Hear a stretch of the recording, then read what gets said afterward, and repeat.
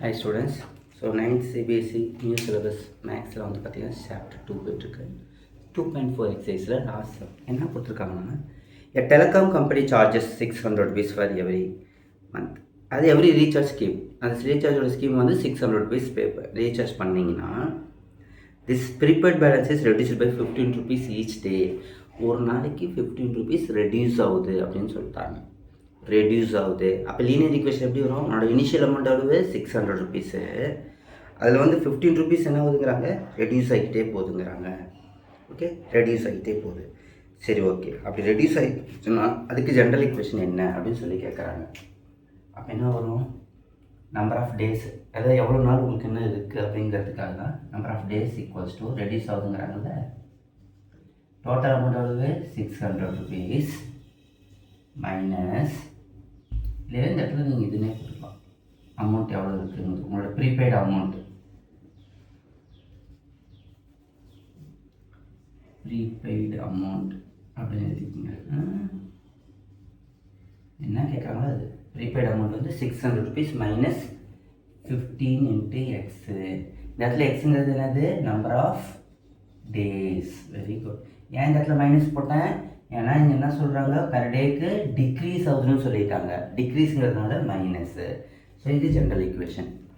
இப்போ இதில் என்ன கேட்டுக்கிறாங்கன்னா, after how many days will the balance run out அப்படிங்கிறாங்க. பேலன்ஸ் ரன் அவுட்னா 0 ஆகுது, எத்தனை நாளைக்கு அப்புறம் இந்த ரீசார்ஜ் ஸ்கீம் வந்து கேன்சல் ஆகும் அப்படின்னு சொல்லி கேட்குறாங்க. இப்போ இந்த இடத்துல உங்களோட ப்ரீபெய்ட் அமௌண்ட் என்னவாக இருக்கும்?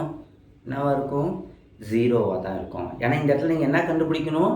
டேஸ் கண்டுபிடிக்க போகிறீங்க. இது ஜென்ரல் ஈக்குவேஷன். எனக்கு ப்ரீபெய்ட் அமௌண்ட் வந்து 0வாக இருந்துச்சுன்னா எத்தனை நாளில் 0 ஆகும் அப்படின்னு சொல்லி கேட்குறாங்க. அப்போ 0 ஈக்குவல்ஸ் டு 600 மைனஸ் 15x. ஏன் இந்த இடத்துல 0 போட்டேன்? ஏன்னா ரன் அவுட் ஃபுல்லாக முடிஞ்சு போச்சுங்கிறாங்க. எத்தனை நாளில் முடியும் அப்படின்னு சொல்லி கேட்குறாங்க. இதில் நீங்கள் எக்ஸுக்கு ஒன்றா சப்ஸ்டியூட் பண்ணி போகிறதுக்கு பதிலாக உங்களோட இப்போ ப்ரீபெய்ட் அமௌண்ட்டு 0, ஏன்னா ஃபுல்லாக உங்களோட ஸ்கீம் கேன்சல் ஆகிடுச்சு, முடிஞ்சு போச்சுங்கிறாங்க. பெர் டேக்கு 15 rupees ரெடியூஸ் ஆகுதுன்னா கண்டிப்பாக ஒரு நாளைக்கு ஒரு நாள் 0 வரும்ல. அந்த 0 என்னைக்கு வருது அப்படிங்கிறது தான் கொஸ்டின். அப்போ 0 ஈக்குவல்ஸ் டு எப்போயுமே இப்படி தான் கேட்டாங்கன்னா ஃபுல் அமௌண்ட்டு காலி ஆகுது அப்படின்னு சொன்னாங்கன்னா 0ன்னு போட்டுக்கோங்க. 0 ஈக்குவல்ஸ் டு 600 மைனஸ் 15x. இப்போ என்ன பண்ணலாம்? இந்த 15x நெகட்டிவாக இருக்கா? என்ன கண்டுபிடிக்கணும்? எக்ஸு, நம்பர் ஆஃப் டேஸ் தான் கண்டுபிடிக்கணும். இந்த நெகட்டிவ் அப்படியே லெஃப்ட் சைடு எடுத்து வந்துடலாமா? அப்போ எடுத்துகிட்டு வந்து என்ன ஆகும்? டிரான்ஸ்போஸ் மெத்தட் வந்து தெரியுமே, மைனஸ் லெஃப்ட் சைடு வந்து என்ன ஆகும்? வெரி குட், ப்ளஸ் ஆகிடும். அப்போ 15x ஈக்குவல்ஸ் டு 600. இப்போ 15 into X multiplication right side move ஆச்சு என்ன ஆகும்? டிவிஷன் ஆகும். அப்போ X is equals to 600 divide by 15.